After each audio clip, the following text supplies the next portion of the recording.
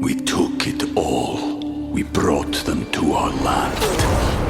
An endless night, ember hot and icy cold. The rage of the earth. We made this curse. Carved it in the blood on our backs. We did not see. We could not, but she did. And in the end... What will I become? Senua's Saga. Hellblade 2. Play it now with Game Pass.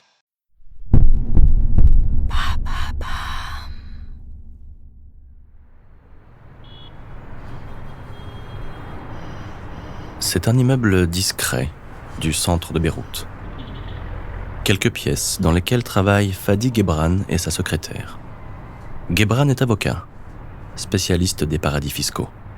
Et le Liban est un paradis fiscal. Le gouvernement prélève une taxe ridicule sur les sociétés étrangères qui s'installent ici. Quelques centaines de dollars par an. Gebran s'occupe d'une clientèle aisée, soucieuse de son anonymat. Carlos Ghosn est de loin son client le plus prestigieux. Juillet 2013. Assis dans son bureau de Yokohama, Carlos Ghosn sourit. Fadi Gebran vient de répondre à son mail. 2000 cas européens, écrit l'avocat. 2 millions d'euros. La somme que le milliardaire omanais Suhail Bawan vient d'injecter dans le circuit financier que Gebran a mis au point. L'argent a été déposé sur le compte d'une société offshore, Brasilensis, ouvert au nom de Claudine, la sœur aînée de Ghosn.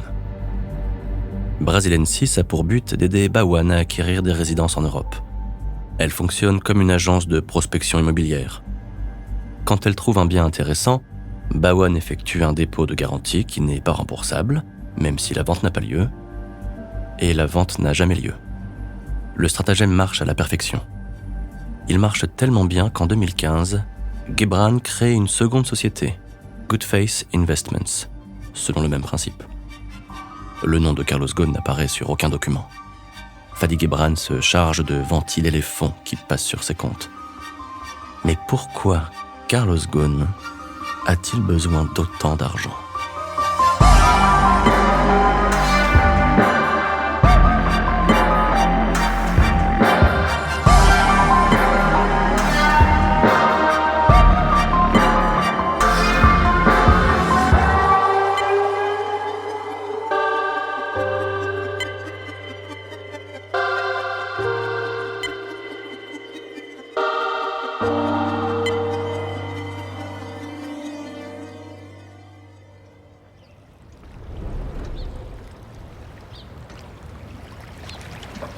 Carlos Ghosn n'a pas de yacht. Et sans un yacht, il ne fait pas partie de cette élite qui dépense sans compter. Le yacht, c'est le nouveau maître étalon des parvenus. Leur réussite se mesure à la longueur de leur bateau. Février 2015. Carlos Ghosn a jeté son dévolu sur un Navetta, un yacht de luxe fabriqué par le groupe italien Ferretti. Le Navetta est une résidence flottante de 37 mètres de long, affichée à 13 millions de dollars. Cela fait une somme, mais Carlos Ghosn obtient un généreux rabais et demande tout un tas d'options personnalisées pour 2 millions de dollars. 4 ponts, un rooftop, un jacuzzi, 13 salles de bain, des chambres, une suite et 4 chambres supplémentaires pour les 7 membres d'équipage. Un rêve flottant. Fadi Gebran verse le premier acompte de 7,5 millions de dollars. L'acquéreur ne souhaite pas apparaître sur l'acte de vente. La construction du yacht démarre en mars 2015.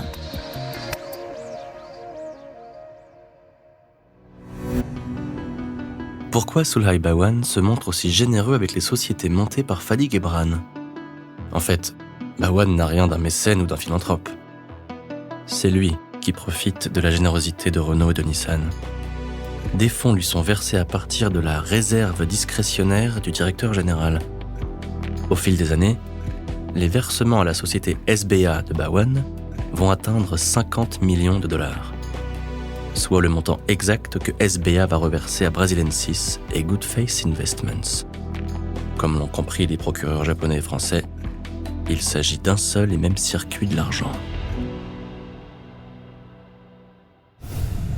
Si Carlos Ghosn est obligé d'être prudent sur ses montages financiers, c'est une partie bien plus serrée qu'il mène sur le plan politique. Depuis l'alliance conclue en 1999, une fusion entre Renault et Nissan est un tabou pour les Japonais. Hors de question que les Français obtiennent un droit de regard dans leurs affaires. Hiroto Saikawa, le numéro 2 de Nissan, est convaincu que Carlos Ghosn est prêt à trahir ses engagements. Pour sauver sa tête après l'affaire d'espionnage industriel, il a été obligé de donner des gages au gouvernement français et à Renault.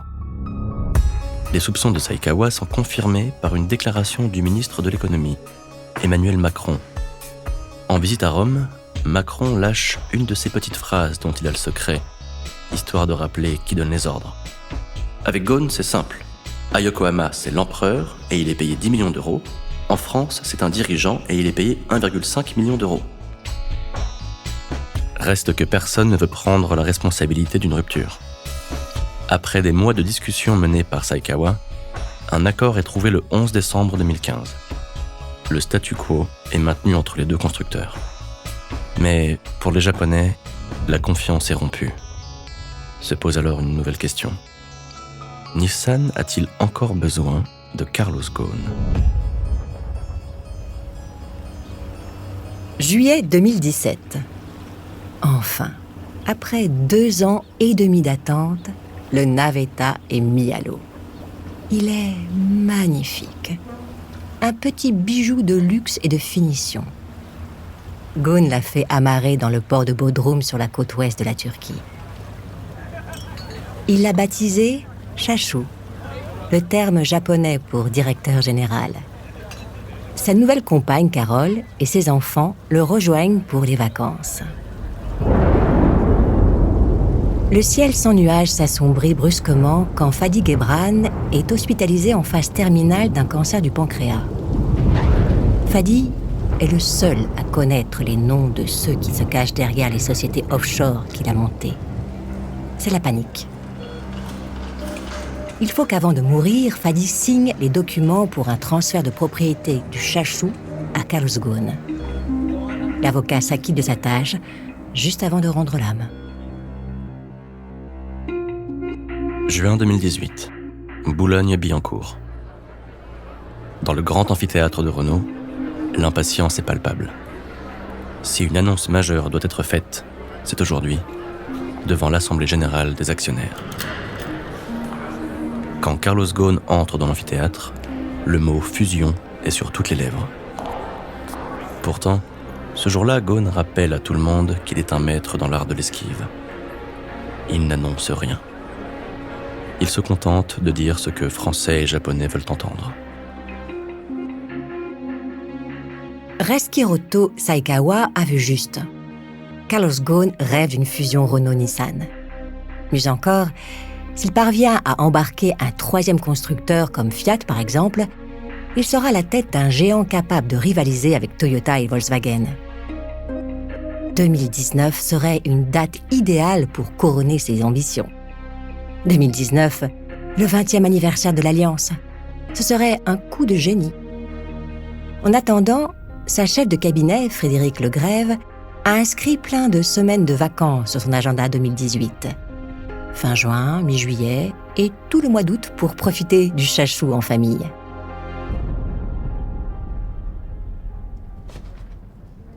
Hidetoshi Imazu est un kanzayaku, un contrôleur chargé de vérifier la bonne gestion de Nissan. Depuis l'été 2017, Imazu épluche les comptes d'une société d'investissement, Zia Capital, inscrite au registre du commerce néerlandais. Après avoir mené des vérifications sur place aux Pays-Bas, Imazu a la certitude que Zia a acquis des propriétés au Liban et au Brésil pour Carlos Ghosn. Embarrassé par cette découverte, le contrôleur en parle à Hari Nada, un avocat d'origine malaisienne qui cumule les fonctions de chef de cabinet du directeur général et de directeur du département juridique. Quand Imazu lui présente les documents qu'il a rassemblés, Nada reste silencieux. Il écoute avec attention mais se garde du moindre commentaire. En réalité, Harry Nada est déjà au courant de ce que lui présente le contrôleur. Depuis plusieurs mois, il travaille en secret avec un groupe de juristes à un scénario. Quelles conséquences aurait une inculpation de Carlos Ghosn pour malversation ? Le problème pour Nada est de trouver le moyen de faire avancer le dossier sans se griller lui-même. Avant de continuer cet épisode, nous voulions vous remercier pour votre écoute. Si vous voulez continuer de nous soutenir, abonnez-vous à la chaîne Bababam Plus sur Apple Podcasts. Cela vous permettra une écoute en avant-première et sans interruption. Ou bien écoutez ce message de notre partenaire, sans qui ce podcast ne pourrait exister. Ne partez pas, on se retrouve tout de suite. We took it all. We brought them to our land. An endless night, ember hot and icy cold. The rage of the earth. We made this curse. Carved it in the blood on our backs. We did not see. We could not, but she did. And in the end, What will I become? Senua's Saga. Hellblade 2. Play it now with Game Pass.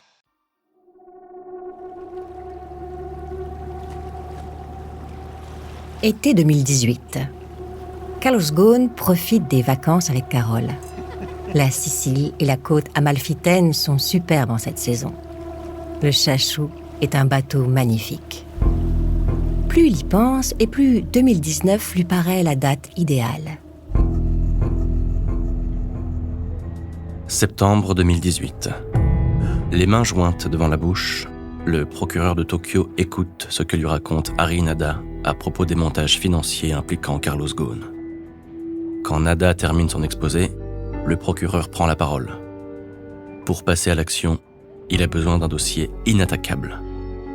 Cela signifie récupérer l'ordinateur de Toshiaki Onuma, le gardien des secrets, le responsable du secrétariat général de Nissan, celui qui conserve les traces de toutes les transactions. Nada hoche la tête. Il en fait son affaire. Reste un détail. Nada veut passer un accord avec le procureur. Il plaide coupable en échange d'une peine réduite.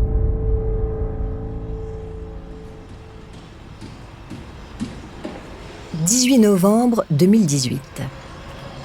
La rénovation de la résidence de Beyrouth est terminée. 6 ans de travaux et une facture de 10 millions de dollars. Des volets bleu layette ornent la façade peinte en rose. Le salon est baigné d'une douce lumière provenant du jardin. Dans l'une des pièces, une immense photo montre Carlos Ghosn de dos, vêtu d'un costume gris clair, faisant face à une rangée de photographes. En consolidant les fondations, les ouvriers ont mis au jour 2 sarcophages.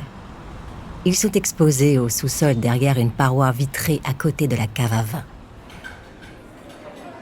Ce soir-là, Carlos Ghosn emmène Carole dîner chez M. Sherif, l'une des meilleures tables de Beyrouth. Le repas est délicieux et le temps file à toute vitesse. Il doit prendre un vol pour Tokyo à 23h. Assis dans l'avion, Ghosn ouvre l'application dans laquelle il conserve ses notes personnelles. Le dossier s'appelle Sigma, la lettre grecque symbole des mathématiques.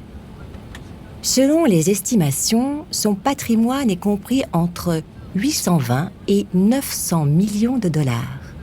D'humeur joyeuse, Carlos Ghosn écrit « Complété par Fuse à 1000 ».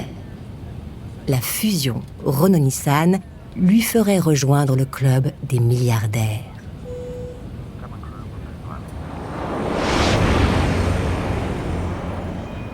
« 19 novembre 2018. L'avion de Carlos Ghosn se pose à 15h41 sur l'aéroport d'Haneda. L'hôtesse de l'agence de voyage lui souhaite la bienvenue. Comme d'habitude, elle s'est chargée des formalités administratives et elle l'accompagne au service d'immigration. L'agent récupère les documents. Il pianote sur son clavier et quand il presse la touche « Entrée », une croix apparaît sur son écran. Il recommence. Même résultat. Il y a un problème ? Cela fait 20 ans que Carlos Ghosn effectue ces formalités. Auriez-vous l'amabilité de me suivre ? L'agent précède le patron de Nissan et le fait entrer dans un bureau. À l'intérieur se trouve un homme, l'air sévère, les mains croisées dans le dos. Je suis Yoshitaka Seki, du bureau du procureur de Tokyo, annonce l'homme. Veuillez nous remettre votre passeport et nous suivre, s'il vous plaît. Carlos Ghosn tente de protester. Que se passe-t-il ? Que signifie cette mauvaise plaisanterie ? Seki reste muet.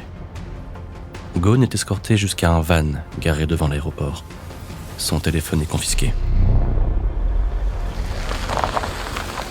Une vingtaine de minutes plus tard, le véhicule pénètre dans le centre de détention de Kosuge. La plus grande prison du Japon est un bâtiment gris en forme de X qui domine un quartier sans âme de Tokyo.